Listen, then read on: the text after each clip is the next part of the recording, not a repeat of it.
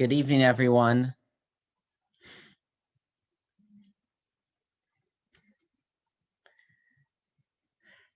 Hi, Jen. Thank you. I was about to say good to see everyone, but I was going to say I don't really see anyone, but now at least I see one person.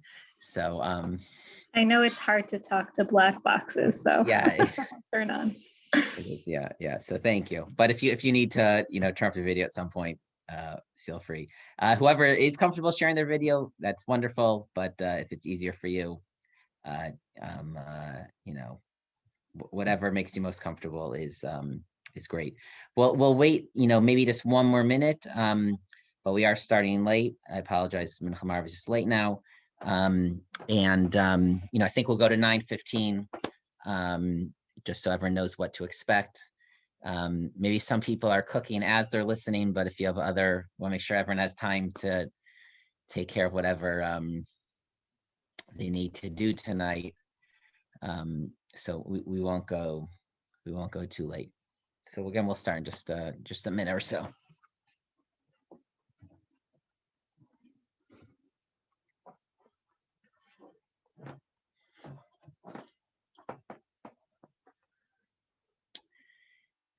So the title of our learning this evening in the email that went out today, I believe, was The Book of Rut. When did it happen and why was it written? And we're going to be spending much of our time discussing that first question. When did this story happen? And we'll see there are different opinions amongst the sages in the Midrash. And we'll see when you place this, the thesis will be that changes how you see the story, and at least to some degree, what is the message of the story, and so that'll better help us better understand why the book was written. What are the major ideas, lessons that the book of Rut is trying to teach us? We'll just review the basic story in the 2-minute version. Elimelech and his wife Naomi are living in Israel, in Beit Lechem. There's a famine, and so they leave and move to the plains of Moab. That means on the other side of the Jordan River, what the country of Jordan today. And they go with their 2 sons. Elimelech dies. The 2 sons die, traditionally understood as a punishment for leaving Israel. The sons had already married 2 women, Rut and Orpah. And after a number of years, Naomi hears, the mother-in-law hears, that the famine has gotten better. There's food in Israel. She wants to return home. She tells her daughters-in-law, you don't need to come with me. Orpah, in fact, stays, but Rut, her righteous daughter-in-law, Rut Davka Ba, and Rut clung to her, and Rut goes back. They go back, and they are poor, and they are both widows, and certainly Rut is the outsider, the foreigner. But luckily they find a relative, Boaz, who's kind and generous. And at first he shares with them the produce of their field. And so they're taken care of, at least on that basic level. And then chapter 3, there are 4 prakim in the book. Naomi, who's an old woman, wants to make sure that Rut will get married and will be able to have a family. And so she suggests that she seduce Boaz to marry her. And she does. And Boaz at first, though, says no, because there's a closer relative who maybe that would be more appropriate. That person, says that he's not interested. And so then Boaz marries Rut, and happily ever after, and they have a child, and happily ever after. So that is the story. That's the basic story. Just want to make sure, everyone has the basic story fresh in their mind. So one question that some commentaries discuss is, why was this story in the Book of Rut included in Tanakh? There's a custom to read it on Shavuot, and so there's a question of why read it on Shavuot. But before that custom developed, why was this included in Tanakh at all? It certainly is a story, a beautiful story with many wonderful lessons, but is there a specific reason, or what is the main reason that it was included, and included as its own book in the 24 books of Tanakh. And so many commentaries assume that the reason, if there's only one reason, is because of the very end of the book. How does the Book of Rut conclude? And I will share my screen, and we'll see many of the psukim together. Give me just one moment. I'm just going to claim the host also.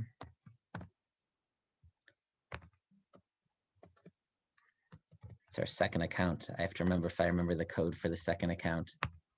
No, I don't remember it. Okay, we'll be hostless tonight. Let me share my screen.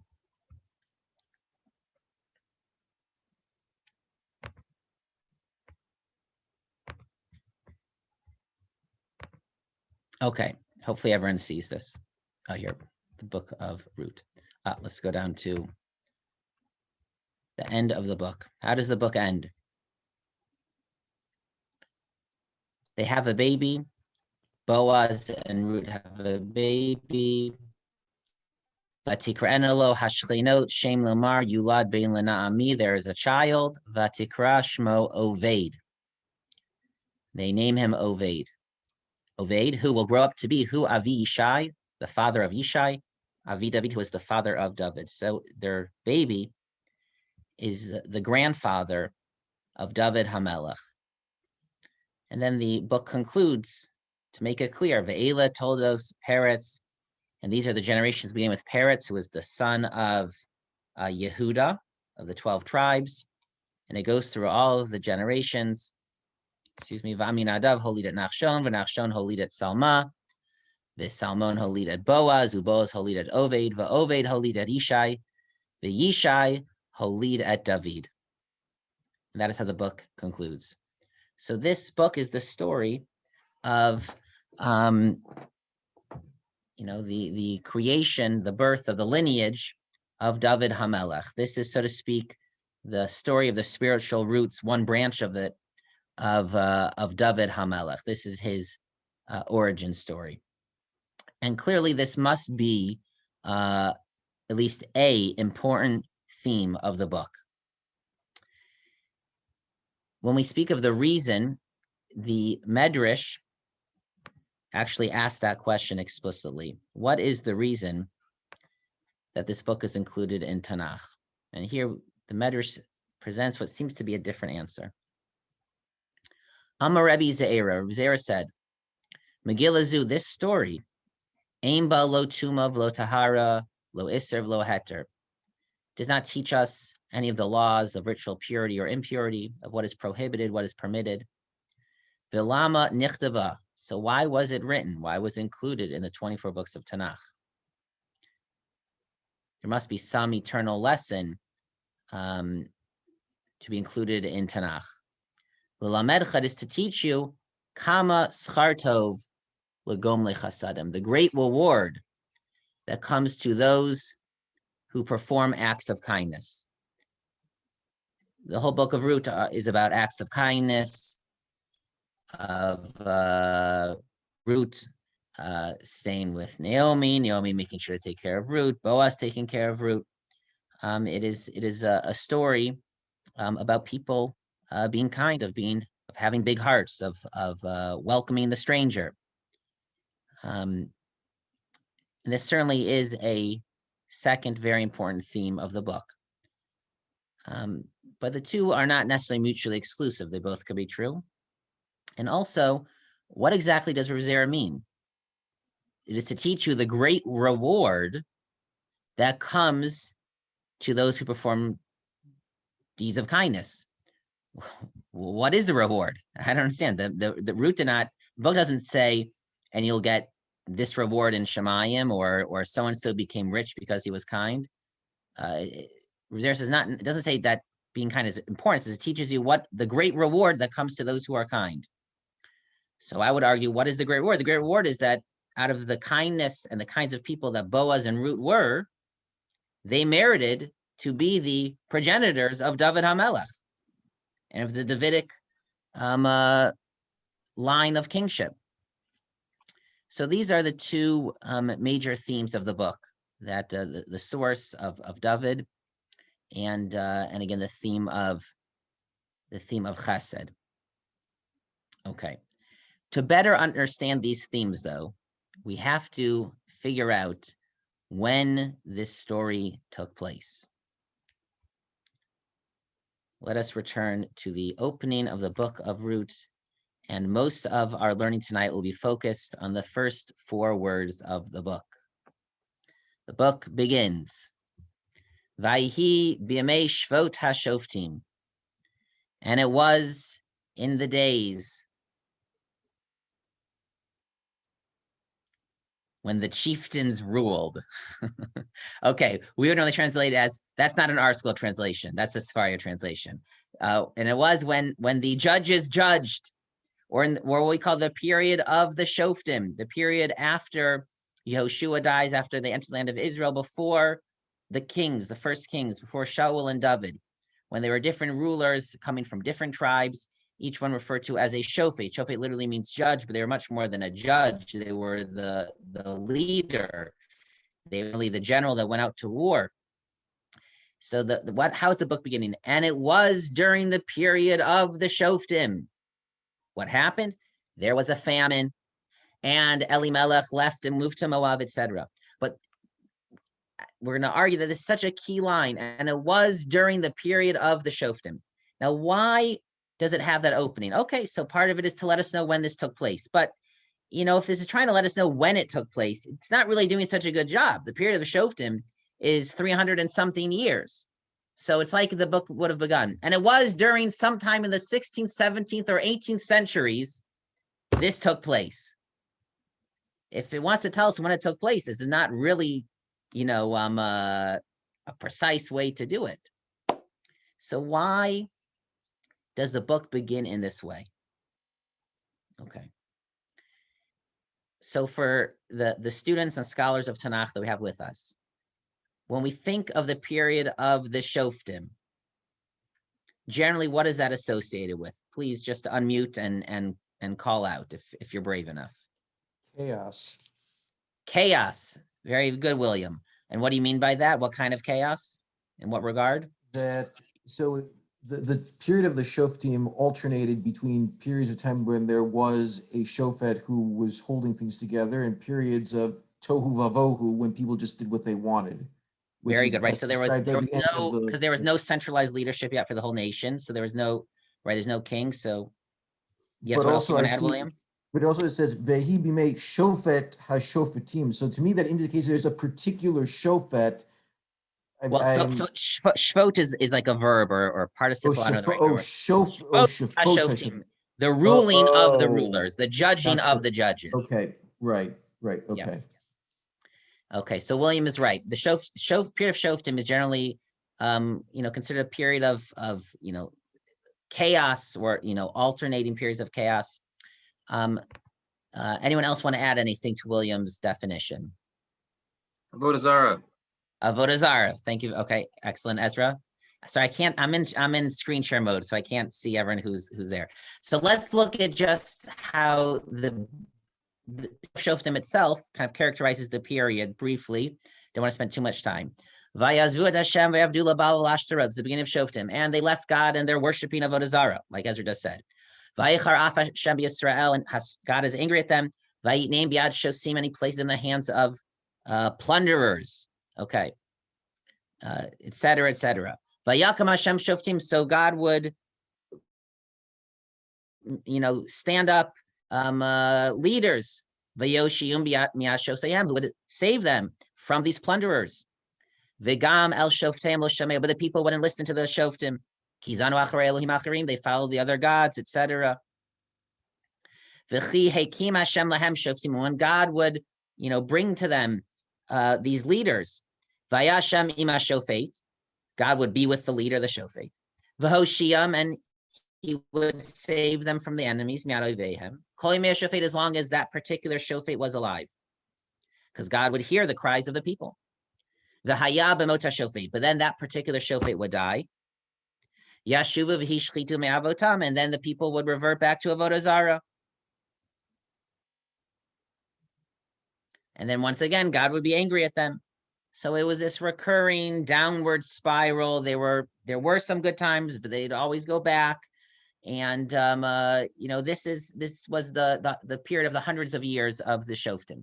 So when the Book of Rut begins and it says, and it was during the period of the Shoftim, right? It's coming with all that baggage. It's saying, and it was during that period of the Shoftim when the people were constantly, in and out of Avodah Zarah periods, and it was a tumultuous period of different rulers from different tribes, and there was infighting between the tribes, and there was constant war between surrounding nations. During this tumultuous period, the Book of Rut occurred. Okay. The Medrash, picking up on these themes and honing in on this opening phrase, comments as follows. This is the beginning from Rut Rabbah. Vayhi b'yamei Shvot hashoftim. And it was during the period, the days of when the ruling of the rulers. Now the Medrash here is picking up on this double language that maybe Wayne was a little bit, because it could have just said, Vayhi b'yamei hashoftim.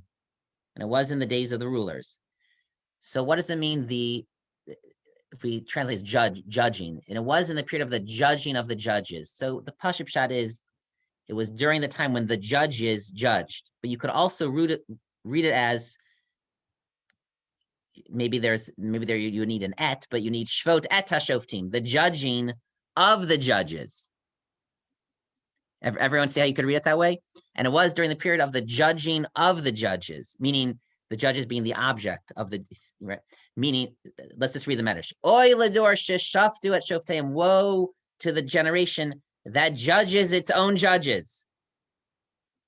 V'oy ledor sheshoftav tzrichem lehi shafet.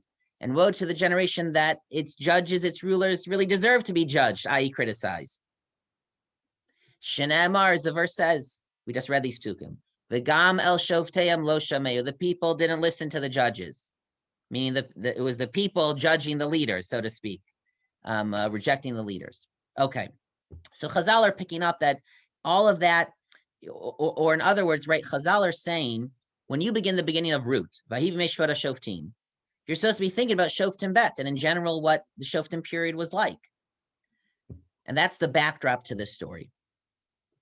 Okay. Now, when in particular, now, and then there's this great contrast, right? During this tumultuous period filled with war and Avodah Zarah, we have this beautiful story of chesed and righteous people. It was during this really bad time, we had these tzaddikim who quietly, did their thing. Okay. The Medrash continues, very interesting. The Medrash says, Umi hayu, and which shoftim in particular were the leaders at the time of the story of Rut and Boaz? When did this actually occur? Two opinions. Rav said, Barak udvara hayu. The story of Rut took place the same generation of Barak and Devorah. Okay, very well-known, prominent, strong figures. We'll see those psukim in a little bit. Rabbi Yeshua ben Levi Amar, more or less a contemporary, he said, it was the period of Shamgar ve'Ehud hayu. Not less well-known. Ehud was the one who stuck the double-bladed knife into the enemy king. We'll see the story in a minute. But anyways, he says that's when it took place. Now, why are they arguing about this? Okay, they could be arguing about when they think it occurred. But it seems clear to me, right, that, again, when we'll look at these psukim about Barak and Devorah or Shamgar and Ehud, right, it colors the story in a little bit of a different way. Lahavdil alfei afalos, but let's say there's some major event, and I shouldn't bring politics into this, but if a major political event happened, it would depend who was the president of the United States at the time, right? That will color the whole story. So who were the Shoftim exactly? Was it Barak and Devorah, or was it Shamgar and Ehud? And you have to think about the story in the context of those leaders.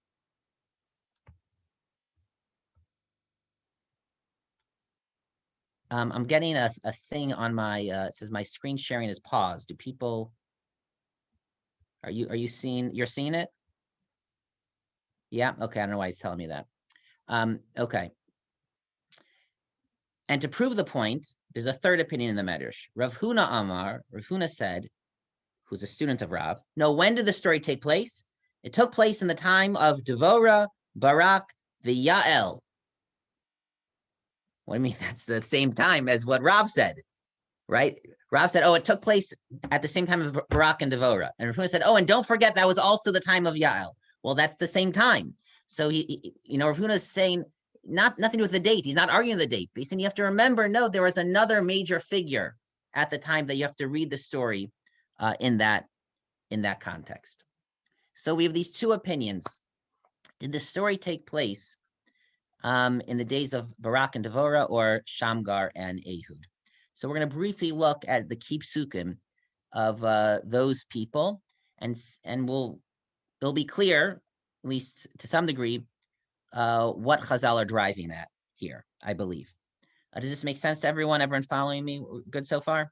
Okay, so we're going to start with Shamgar and Ehud. Okay.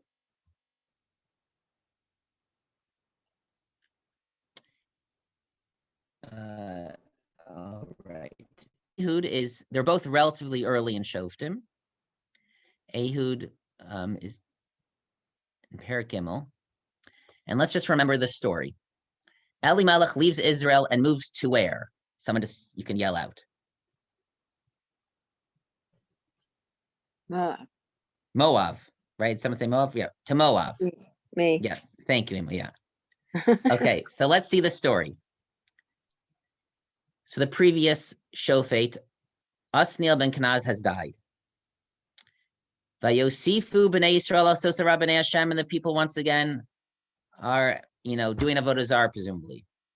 Vayichazek Hashem et Eglon melech Moab al Yisrael, and so God strengthened Eglon, the king of Moab, over Israel, for the Jews had done bad.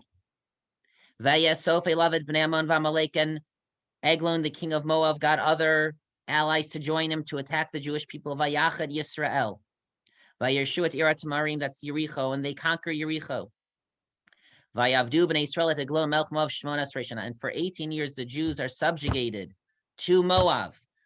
They're paying taxes, there's, slave labor, whatever it is, they're subjugated, they've been conquered by Moab. Vayizaku b'nei Yisrael Hashem, so the Jews daven to Hashem. Vayakam Hashem lahem Moshiach Ehud, and so Hashem brings them a savior, Ehud. And what does Ehud do?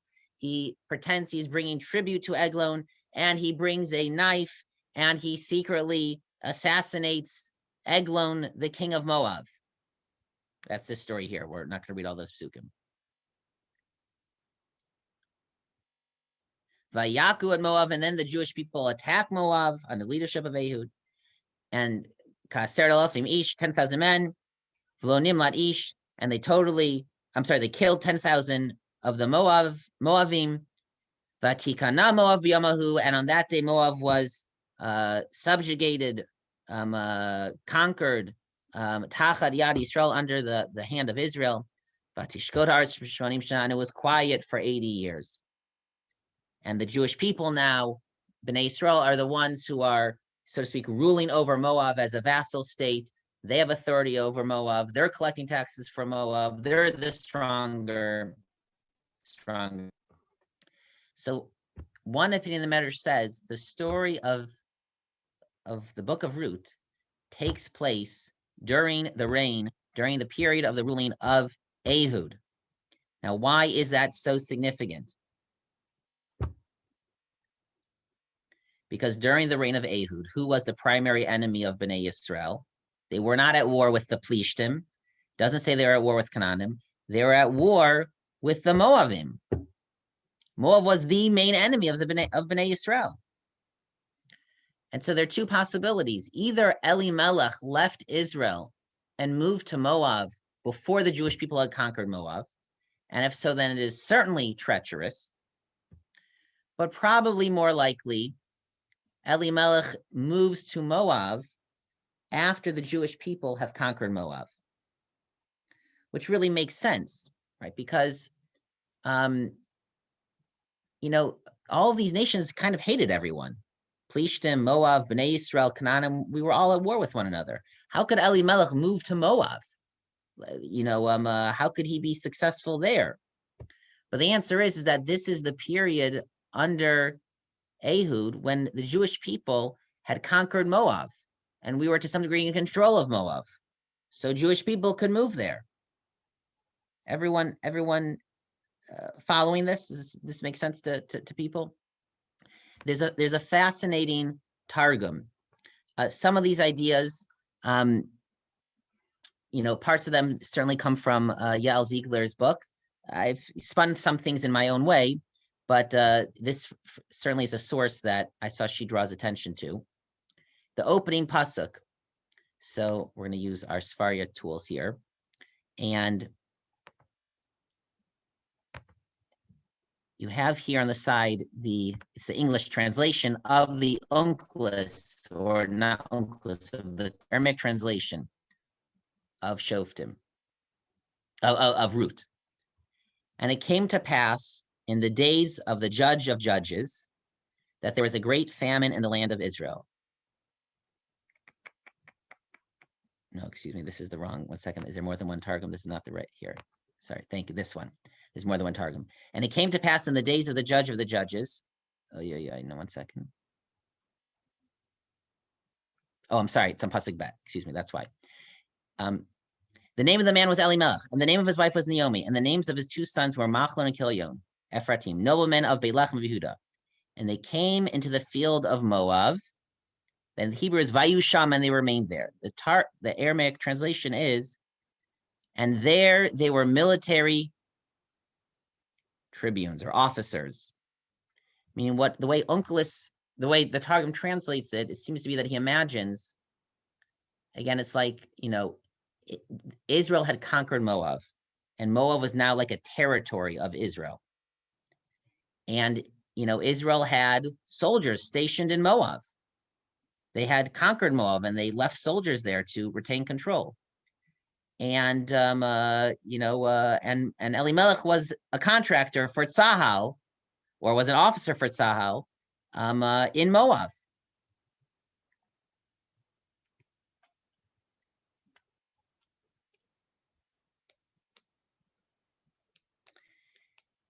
Okay, so that's one just interesting point to kind of frame the story.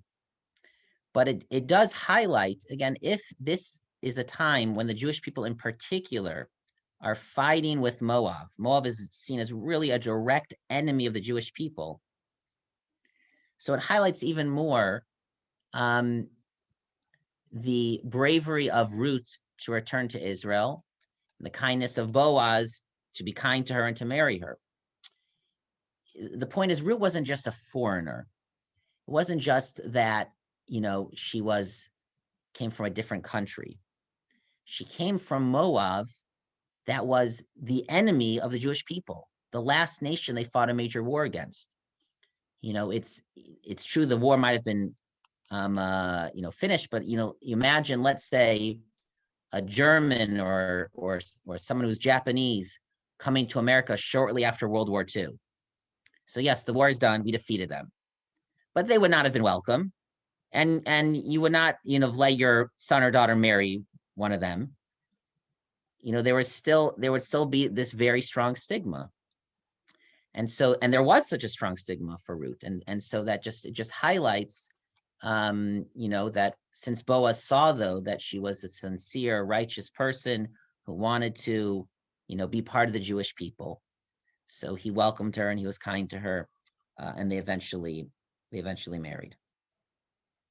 So this is one backdrop to the story, which gives it a certain, certain color, a certain framing. This is taking place during the period of Ehud, shortly after the war with Moab. Any thoughts, questions before we go on to the second opinion found in the Medrash. Anyone want to share anything or have any questions? Yes, Ezra. Yeah. I'm just curious, like, when you think, I think one thing that makes me a little bit nervous is when it looks like we're trying to, it's almost like the Mikra isn't, we're on a sort of a mystery hunt, right? And there's like, somehow the Mikra is playing like hide the ball or something, right? Whereas if the Mikra wanted to be clearer, wanted to tell us about one or the other, it would have done that. Absolutely. Right? So I totally think about like what is the Mikra up to when it's using allusions that are necessarily ambiguous, even if we think it's one or the other. Like, and what is the Medrash up to when it's posing as possibilities? Is it really trying to figure out, or is it trying to suggest themes that might be going on? Absolutely, and I'll definitely, I totally agree with you, and we will eventually circle back to that anyways. But just to restate what you said, the opening pasuk could have said "Vayhi b'yamei Shvot Ehud," right? There's certainly no problem to say that. Even if it did take place specifically at that time, the pasuk seems to be wanting to broaden it and, to some degree, contrast the story with the entire period of the Shoftim. We'll see. We'll certainly develop some of these ideas. Fair enough. So, Yeah. Thank you. Sure. Rabbi? Yes, Ev. Yeah. So actually, I'm familiar with this section because it's the Haftarah of Peshalach, and it's by Bar Mitzvah Pasha. So the story with Devorah, with the knife. Yeah. Bimei Shamgar ben Anat is mentioned in the same Haftarah, in the same section. What do you say? Shamgar, you said? Yes. So you said he is or is not? Is. Yeah, he is, exactly. Right here at the end of there's just like a one pasuk about him, but correct. Va'achrav haya Shamgar. Is that what you're looking at? The last pasuk? No, I'm looking at. I'm looking. Oh, the Shira. Yeah. Okay. Fine. Yeah. They are mentioned there also. Yeah. We'll get to that. Zeph. Yeah. Okay. So the second opinion of the Medrash is that the story took place in the days of. We'll see those psukim, Zev. The story took place in the days of Devorah and Barak, and then Rav Huna piped up and said, "And don't forget Yael." So what's the deal with them? So when are Devorah and Barak? Devorah and Barak are basically the very next story in Shoftim. They're basically the next Shoftim. After Ehud dies, right? Vayosifu b'nei Yisrael zera b'nei Hashem. So again, the same problem. They go back to Avodah Zarah, and now they are, put in the hands of the Canaanim. The Jews cry out. Hashem brings them Devorah. Now, this is the next story. So some of what we said is not lost in this opinion, because the war with Moab is still in the relative recent history, and the same stigma associated with Moab might still be there, but it's not the immediate past events. So what's going on with Barak and Devorah? Why does this opinion in the Medrash, what are they saying by saying it took place in the times of Barak and Devorah? So there is a few interesting psukim that maybe the Medrash had in mind. So again, we're reading Shoftim now. So it says Devorah Isha Neviah, she was a prophetess, and she was a shofetet, and she was this strong leader. And then, but again, they have this problem. The Canaanim are attacking. Vatishlach vatikra leBarak. So she calls Barak, who's the leader of Naphtali, and she says, "Let's combine our forces and attack the Canaanim." And she says, "I'll attack from one side, you attack from the other side." Basically, that's her initial plan. Vayomer Eleha Barak, and Barak says, "No, I don't want to do that." Now listen to these words: Im telchi imi v'halachti, v'im lo telchi imi lo elech. If you come with me, I'll go. And if you will not come with me, I will not go. Meaning, in the context, he's saying, no, let's combine our forces, attack together simultaneously in the same place. but it's a very strong, very similar to the famous sukkim, of Ruth, Saint Naomi, wherever you go, I will go, etc. Okay, so there is that interesting sort of echo there. And what do? And they call out their forces and they fight Sisera. Okay, and then they have a war and they win. Sisera's on the run, and when Sisera's on the run, Vatetse Yael likrat Sisera. Yael, this woman goes out and she calls Sisera in. Come, I'll hide you. She feeds him, and then it's pretty graphic. And then she takes a tent spike, and as he's asleep, puts it through his head. So, what is the Medrash doing when the Medrash says, when did this story take place? Imagine, according to the Medrash, the Book of Rut is saying like this. And it was in the days of Yael, and it was in the days of Devorah and Barak, right? With all the associations, connotations, those strong warriors and fighting this great war. These are such dominant, powerful people. And it was in their days. We have the story of Rut. So I don't know, any thoughts before I share with you some of my thoughts? Like what imagine if that was actually all written out in the opening of the book. And it was in the days of the great battles of Devorah and Barak. There was someone named Elimelech who went to the fields of Moab and came back and etc. And he had a beautiful, kind daughter-in-law and etc., etc. But imagine that, according to the Medrash, that's what how the book is opening. And it was in the days of the great battles of Devorah and Barak.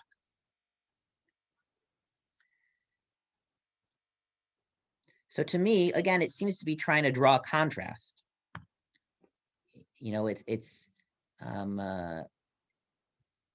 saying, all the great war stories, all the, you've heard the stories of the powerful figures and, the bravery and strength of Devorah and Barak.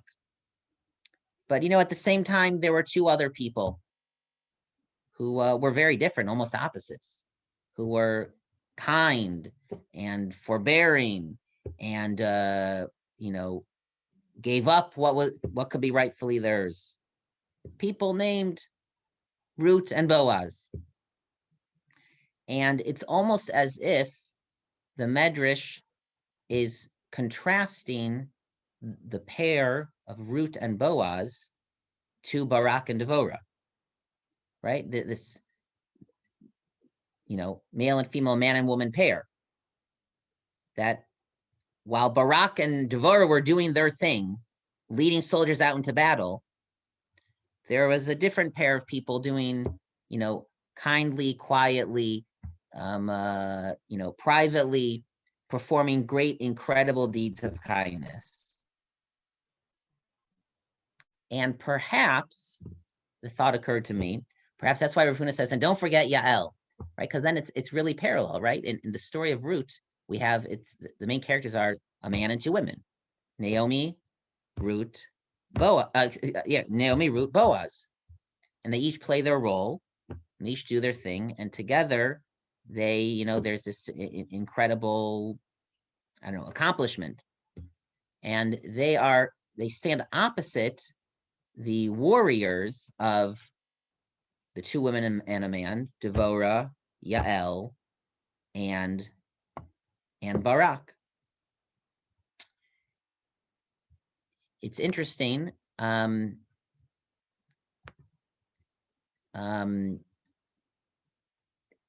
everyone, all the names confused. Rut and Boaz are described in a term that could have a military meaning. And what is that? What word am I thinking of?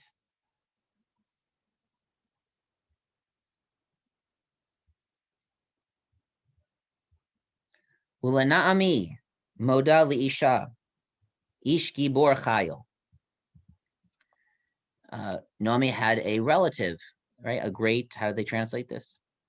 I don't like the translation. A man of substance. Ish Gibor, a powerful. Chayil, a valor, bravery, strength.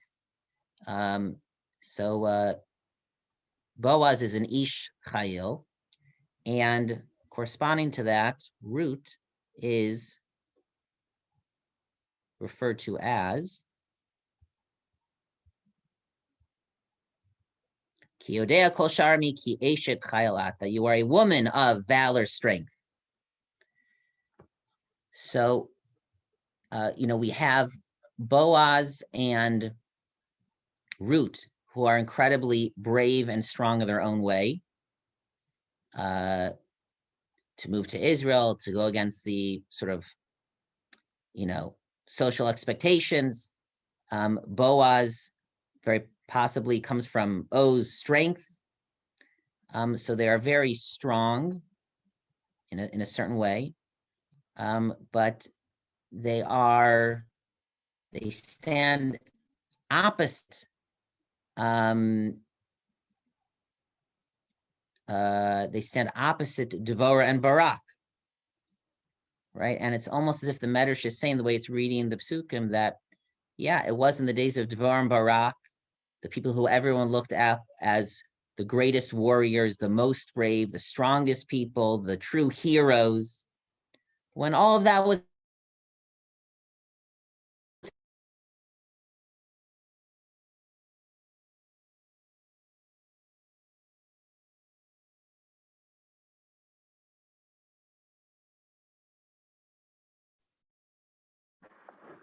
happening, floor, and the being Root and Boaz of Devorah and Barak and everything that they stand for. I'm going to stop sharing my screen. We lost you for the last 30 seconds there. Oh, sorry. What was the last thing you guys heard me say? Dwar, can you hear me now? Yeah, we hear you now. Okay, so again, the idea was that the Medrash seems to be contrasting the two. That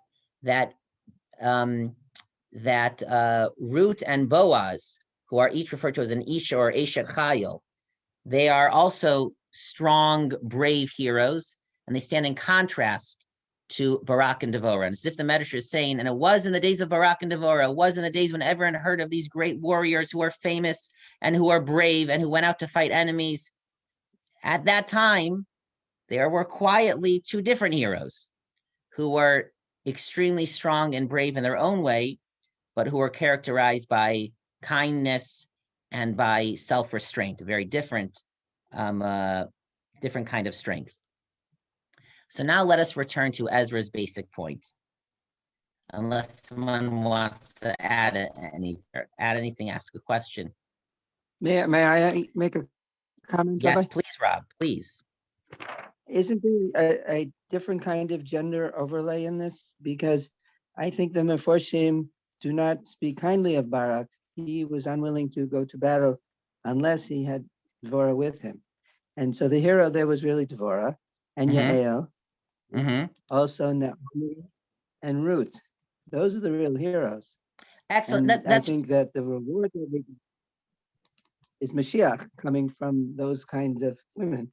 Excellent. Okay, so Rob is just saying the contrast is even more from the women, but it's still the same contrast and we're not criticizing either of them, but Yael and Devorah were brave in that they were strong, willing to go out and do battle and to fight an enemy.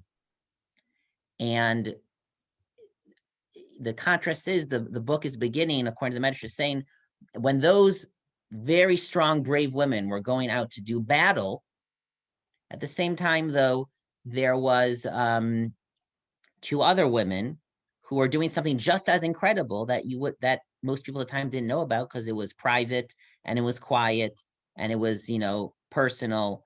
But they were doing something just as incredible, which would lead to David HaMelech and Mashiach. Now, responding to Ezra's point, so the Medrash has one, proposal. This is happening in the days of Ehud, in the backdrop of war with Moab. The opinions say no, we should view it more in the backdrop of Barak and Devorah and their great wars. But at the end of the day, the Tanakh did not choose to specify exactly when this happened. And it speaks more generally that this happened during the period of the Shoftim. And that is because the period of the Shoftim, again, does have some general character traits, a period of very tumultuous period, a period of many wars, a period that required bravery to fight other nations. And the Medrash is picking two times in particular to sort of accentuate, but the themes are true, during the entire period of the Shoftim. So what it would seem to me, what the Medrash is getting at, what the Psukim are getting at, is that it's almost as if the book is saying, and it was during the period of the Shoftim, a period when, with so many great warriors and so many great wars and so many big tumultuous events, but the book is saying, but you know what? At the end of the day, it was two kind, self-restraining people in a few private moments that led to the creation of the kingship, of what will be the true leadership of the Jewish people and the future of the Jewish people. It's almost as if it's saying, all those great people of Shoftim, basically the future did not emerge from them. And when there were all these great public events taking place, quietly Hashem was orchestrating history, and quietly there were a few also brave, strong Ish ve'eshet Chayil, but through kindness and through self-restraint, they were the ones that were, setting the future in motion that would lead to David HaMelech, ultimately to Mashiach, as Rob said. So according to that, some of the lessons of the book are, Hashem is guiding events, and sometimes he guides the events not through what seemed to be at the time the major world events of the time, and sometimes, again, it is people that are less famous, not as public figures, but through quiet kindness, through principled behavior, Hashem sort of guides history through them, and ultimately, it is their actions, their descendants, that end up being, the great leaders and those people that mold and make and direct history.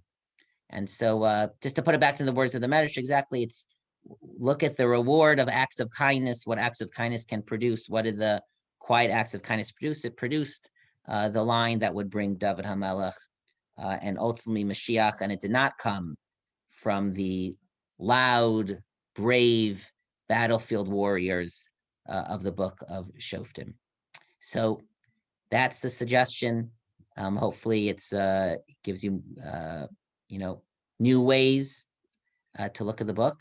Hope people enjoyed, and we're already over time, but whoever wants to stay on and to discuss further, share anything, ask any questions, I'm certainly here and staying on. But we'll give everyone a chance to sign up if you want to, and good Shabbos, everyone.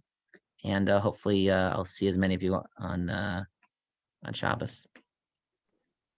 Yes, Rabbi, can I ask a quick question based off that? Absolutely. It won't take too long, but Sure. do you feel like